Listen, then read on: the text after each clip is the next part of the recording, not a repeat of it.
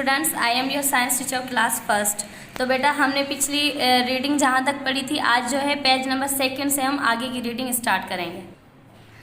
तो बेटा आज का जो हमारा टॉपिक है वो है parts of the human body and there uses, यानी इंसानी जिस्म के हिस्से और इनका इस्तेमाल।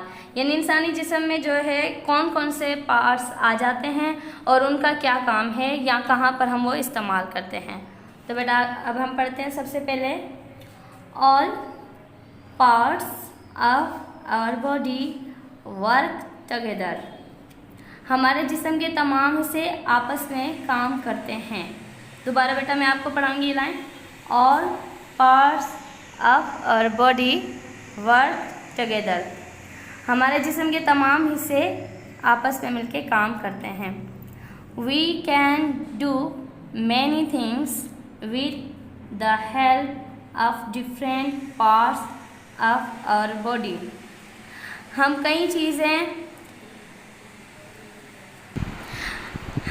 चीज़ें कर सकते हैं अपने जिस्म के मुख्तलिफ हिस्सों की मदद से। बेटा दोबारा ये लाइन पढ़ाऊँगी, we can do many things with the help of different parts of our body. हम कई चीज़ें कर सकते हैं अपने जिस्म के मुख्तलिफ हिस्सों की मदद से। We write with our hands.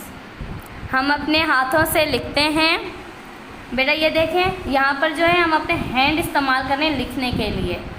अब दूसरी जगह आ जाते हैं, we walk with our legs.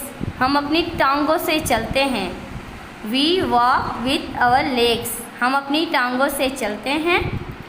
We touch with our skin. हम अपनी जिल्द से छू सकते हैं या छूते हैं। ये देखिए बेटा अपनी जो है स्किन से टच कर रहा है। We touch with our skin. हम अपनी जिल्द से छूते हैं। We taste with our tongue. हम अपनी ज़बान से चखते हैं। दोबारा बेटा पढ़ें, we taste with our tongue. हम अपनी ज़बान से चखते हैं। We smell with our nose. हम अपनी नाक से सूंघते हैं। ये देखें फ्लावर है बेटा, उसमें अगर खुशबू है या कोई और चीज़ है जो सूंघने वाली है तो हम नाक की मदद से सूंघते हैं। दोबारा बेटा पढ़ें आप मेरे साथ, we smell with our nose. हम अपनी नाक से सूंघते हैं। We see with our eyes. हम अपनी आँखों से देखते हैं। We see with our eyes. हम अपनी आँखों से देखते हैं। तो बेटा ये था हमारा आज का काम डेट 17 का। अब हम 18 के वर्क की तरफ बढ़ते हैं। The elbow is used to bend the arm. हम अपनी कोहनी को, अपने बाजू को मोड़ने के लिए इस्तेमाल करते हैं। बेटा दोबारा आप मेरे साथ पढ़ें, the elbow is used to bend the arm. हम अपनी कोहनी को, अपने बाजू को मोड़ने के लिए इस्तेमाल करते हैं। Next line, the knee is used to bend the leg. हम अपने घुटने को अपनी टांग मोड़ने के लिए या मुड़ाने के लिए इस्तेमाल करते हैं। The knee is used to bend the leg. हम अपने घुटने को अपनी टांग मोड़ने के लिए इस्तेमाल करते हैं। तो बेटा आप जो है पेज नंबर 3 की तरफ जो है हमारा आज का काम होगा। सबसे पहले जो एक्टिविटी दी गई है उसमें लिखा है name the body parts using the word bank. यानी ये पार्ट्स ऑफ बॉडी के नेम लिखे हुए हैं, आसिम की तस्वीर बनी हुई है। अब जो है हमने इसके नाम लिखने हैं, इसके बॉडी पार्ट्स के नाम लिखे हैं। ये देखें एरो बिल्कुल डाले हुए हैं। तो सबसे पहले जो है ये एरो है हैंड की तरफ, यानी हाथ की तरफ। तो यहाँ पर हमने लिखी है हैंड की स्पेलिंग। तो जितनी भी एरो बने हुए हैं इन सब में आपने बॉडी पार्ट्स के नाम लिखने हैं। बॉडी पार्ट्स हमने पिछले फर्स्ट रीडिंग में पढ़ी थी, तो मुझे उम्मीद है कि आप सब ये काम कर लेंगे। और अब हम पेज नंबर 4 की तरफ। तो बेटा अब जो दूसरा काम है वो है choose and right the correct option. यानी यहाँ पर ऑप्शन दिए गए हैं, जो हमें सही लगेगा, जो सही होगा उस पर हम जो है निशान भी लगाएंगे और यहाँ पर ब्लैंक में लिखेंगे भी।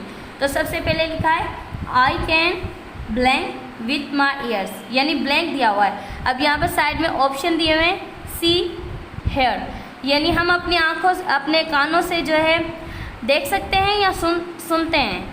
अब जो करेक्ट आंसर है वो हमने टिक करना है। आई कैन हेयर, हम अपने कानों से सुनते हैं, देखते थोड़े हैं, तो हम जो है हेयर पर टिक करेंगे। तो बेटा अब हमने लिखना भी यहाँ है, जो करेक्ट आंसर है वो लिखना है HEAR, hear. I can hear with my ears, मैं अपनी कानों से सुनता हूँ या सुन सकता हूँ। बेटा इसी तरीके से लिखा हुआ है I use my dash to write, हम अपने लिखने के लिए डैश का इस्तेमाल करते हैं, यानी हैंड या आर्म। तो इसमें से जो करेक्ट आंसर है हमने उस पर टिक करना है।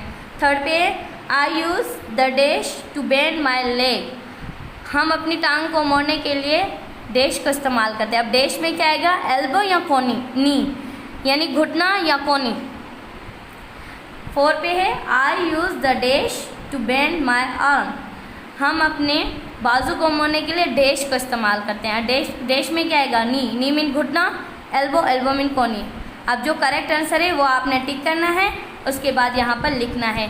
तो मुझे उम्मीद है कि बेटा आज का काम जो है आपको समझ में आ गया होगा। तो ये जो काम मैंने आपको लिखने के लिए दिया है और जो रीडिंग मैंने आपको दी है वो आप गौर से सुने समझें और जो है होमवर्क 19 को आकर स्कूल में चेक करवाएं। अल्लाह हाफिज़, अपना बहुत ख्याल रखें।